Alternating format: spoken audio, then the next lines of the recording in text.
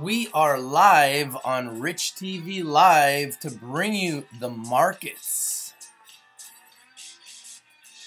So we are in a bloodbath of epic proportions in the marijuana sector, otherwise known as the cannabis sector. The two largest indicators that I use are the HMMJ ETF, which is down 3.9%, and Cannabis Growth Corp, the largest medical marijuana licensed producer in Canada, currently down 5% and going down fast. But why? Let's take a look at some more. Leaf down 3.9%. I know everyone's been bothering me about how I say this because I've been saying Afira. So let's say it the right way. Afria down 2%. Still waiting for them to address their issues. Cannabis Wheaton down 1.9%. And CanTrust Holdings down 8%. Wow. But why? Why are we down so much? What is the reason for this? Well, let me give you a little bit of my perspective on why I think this is down, okay? And then you guys can let me know what you think. And then hopefully we can figure it all out. So I was doing some research, and I use a lot of different websites. I use a lot of different indicators. As you can see, these are the top gainers of the day. Not very many of them, clearly. Top losers of the day, much bigger list, and there's a lot of them. And if you're looking to position yourself when something is in the red, this might be a good day to do it.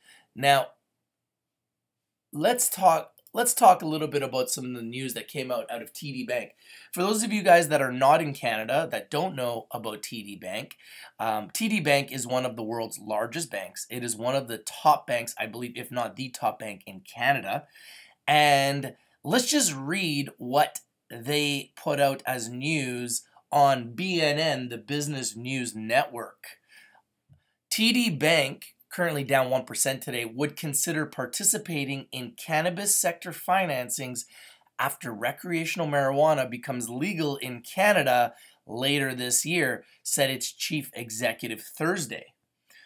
Bharat Masrani said to reporters after their annual meeting of shareholders that the Toronto-based bank views the federal legalization of pot for adult use as an important data point. Any potential cannabis client would be assessed on its merits, but the bank would have to ensure that it did not have a presence in the United States, where marijuana remains illegal on a federal level, he said. Thus, he is looking to position himself in the Canadian medical marijuana licensed producers from Health Canada and not really touch anything that has a presence in America because it is not legal. Anyone that knows banks, especially Canadian banks, knows they are all about their reputation. They do not want to get their hands involved, especially on a public scale, with anything that could be considered illegal or quasi-illegal. So what this is telling me is that all the big institutions are interested in cannabis, they're watching cannabis, but what they're doing is they're waiting for legalization of recreational medical marijuana in Canada, which means they're probably waiting till the end of summer, early fall to really position themselves, which is something I have been saying since day one. I've been saying that in the summertime they will continue to go down, and then once the catalyst, which is recreational medical marijuana and cannabis, gets legalized here in Canada, we will see an explosion in the sector of epic proportions because everybody, including these huge multi-billion-dollar banks, will be positioning themselves in the best licensed Canadian producers. Let's read about this a little further. If it's against the law, we will not, of course, be in that business. See how banks want to protect their reputation? They're not willing to take that risk. In Canada, it's changing, and we will look at it greater detail. So, Masrani said, and where appropriate, we will see what we can do for some of our clients. The bank is continuing to study the industry to determine what are the key risks that the bank has to mitigate, he said. Canada's largest banks are largely steered clear of the country's cannabis sector until January, when Bank of Montreal BMO, also down today, co-led a $175 million bought deal financing for licensed producer Cannabis Growth, currently down, like I showed you guys, over 5% today. Cannabis, Canada's largest licensed producer, does not have any exposure to the United States market. This is why they look at Cannabis, and this is probably why we've seen Cannabis really rise, because they've stayed clear of the United States, thus being a very interesting investment opportunity for all the major Canadian banks. While cannabis for recreational or medical use is legal in several states, such as California and Colorado, it is classified as an illegal Schedule I drug under U.S. federal law. As Canada prepares for national legalization of the drug, the Trump administration is taking a harder line on cannabis than its predecessor. In January, U.S. Attorney General Jeff Sessions rescinded an Obama-era memo which suggested that the federal government would not intervene in states where the drug is legal. Instead, Sessions said it would be up to federal prosecutors in states where the drug is legal to decide how aggressively to enforce the law. So this is the reason why we have not seen the strength in the sector. I believe we will continue to see more bloodshed throughout the summer, because remember, all of these stocks are up from last year. So there's a long way down, and this might be the time to really just sit on the sidelines, wait as a sniper, see how low they go, and look for your favorite medical marijuana, recreational cannabis sector stocks and position yourselves accordingly. Now remember, Rich TV Live is strictly for education and entertainment purposes. Do not buy anything we talk about on our show. We are here to educate the public, and we want you to invest in something because you've done your due diligence and you love that company.